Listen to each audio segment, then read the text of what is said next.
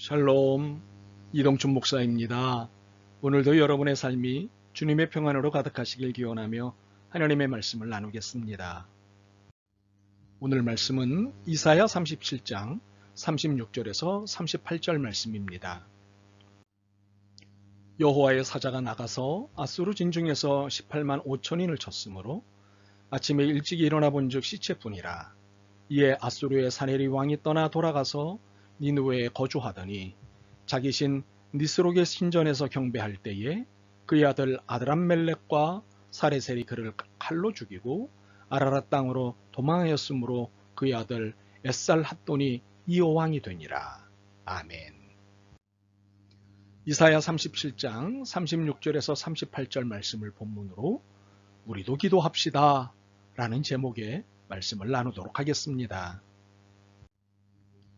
히스기야는 제법 이름 있는 유대 왕이었습니다. 그런 그도 어려운 공경에 빠지기는 우리와 매 한 가지였습니다. 그러나 그는 그럴 때마다 기도하였습니다. 그는 기도를 통해 안 되던 일도 되고 이제는 끝났다 싶던 일도 해결이 되는 경험을 했습니다. 히스기야만 이런 경험이 있었던 것은 아닙니다. 모세도 홍해 앞에 섰을 때는 이제는 끝장이다 싶었지만 기도했습니다. 그러자 홍해가 갈라지고 사는 역사를 경험했습니다.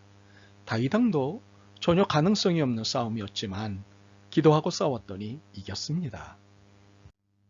그렇다면 우리는 어떨까요?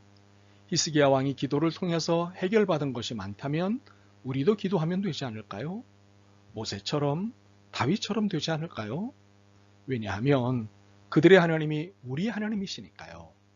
오늘 본문을 중심으로 이 사실을 확인하고 기도에 확신을 갖고자 합니다. 오늘의 본문에서 소개하는 사건이 주는 메시지는 분명합니다. 기도할 때 사태가 역전된다는 것입니다. 오늘 본문은 유다의 이야기입니다. 하나님께서 선택한 나라 가나안에 세워진 유대가 남과 북으로 갈라지고 북을 이스라엘이라고 하고 남을 유대라 하였습니다. 유대의 왕 중 히스기야 때에 북쪽에 있는 아수르의 사네립 왕이 20만 대군을 이끌고 유대를 침공해 왔습니다. 물밀듯이 들어오는데 걷잡을 수가 없었고 가는 곳마다 쑥대밭을 만들었습니다. 이렇게 예루살렘 문턱까지 쳐들어온 아수르의 사네립이 히스기야에게 편지를 보냈습니다. 이 편지를 받아보는 대로 즉시 항복하라는 것이었습니다. 그렇지 않으면 싹 쓸어버리겠다는 내용이었습니다. 결국 항복해도 모두 뺏기고 나가 싸워도 죽겠다는 판단이 들었습니다. 여하튼 도저히 버틸 재간이 없었습니다. 도저히 버텨 살아남을 재간이 없었던 것이지요. 이 어찌할 도리가 없는 상황을 두고 이사야 선지자에게 기도를 부탁했습니다. 이것은 기도 외에는 길이 없으니 선지자께서 기도해 주셔야겠다고 한 것입니다. 그리고 히스기야는 그 편지를 들고 성전에 올라갔습니다. 하나님 앞에 그 편지를 펴놓고는 하나님, 이것은 제 체면에 관한 문제가 아니라 하나님의 체면 문제입니다.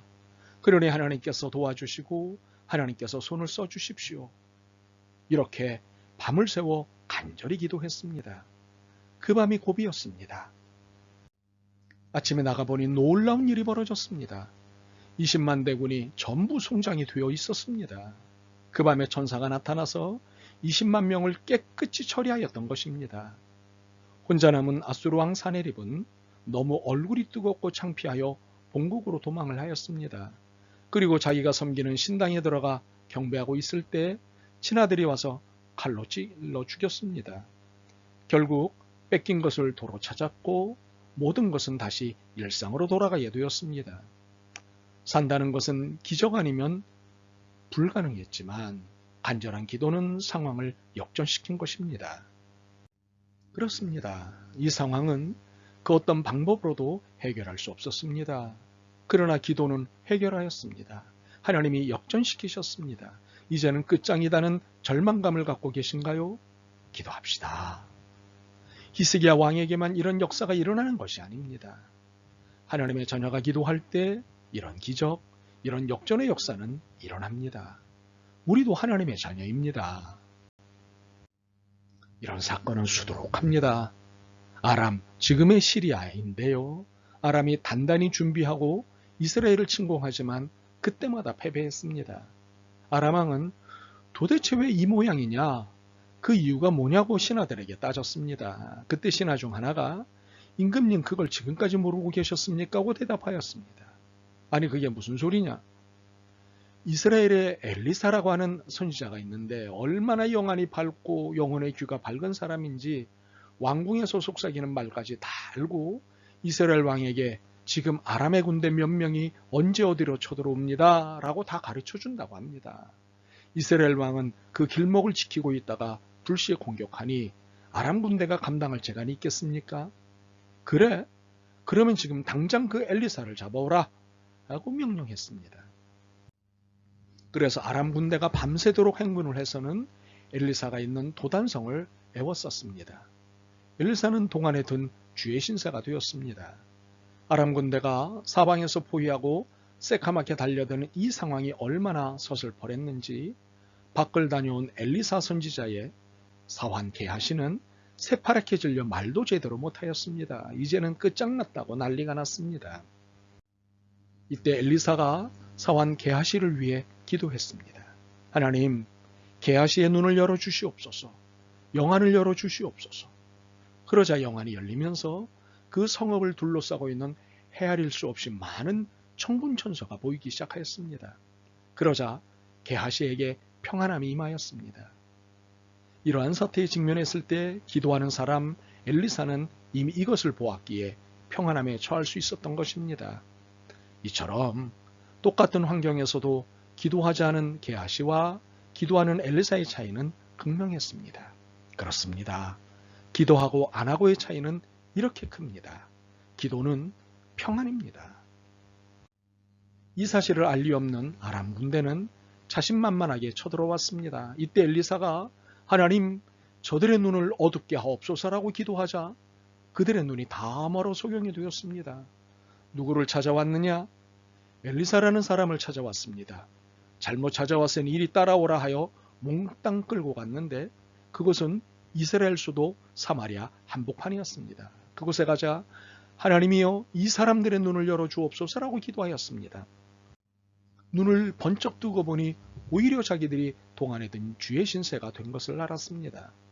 사태가 역전된 것입니다. 그들의 신세가 바뀌어진 것입니다. 기도하는 한 사람 아수르 대군을 이긴 것입니다. 기도하는 한 사람이 이 엄청난 일을 일으킨 것입니다. 기도가 사태를 역전시킨 것입니다. 기도가 승리입니다. 이때 이스라엘 왕이 나타나더니 엘리사에게 아버지라고 합니다. 아버지요, 아람에서 자꾸 군대를 보내어 쳐들어오곤 하는데 이참에 포로로 잡은 이 군인들을 모두 죽여버리고 일을 끝내버리십시다. 이렇게 요청을 했습니다. 그런데 엘리사는 아닙니다. 이 사람들을 실컷 먹이고 실컷 입히고 마시우고 한 보따리씩 짐을 챙겨 보내십시오. 그래서 아수르 군인들이 엘리사의 사랑을 받고는 모두 살아서 돌아갔습니다. 이후다시는 아람 군대가 쳐들어오지 못했습니다. 기도하지 않는 이스라엘 왕은 죽이는 것이 능사라고 생각했고 원수를 갚는 것이 정의라고 생각했던 것입니다. 그러나 기도하는 사람 엘리사는 용서의 사람이었습니다. 기도는 사랑입니다.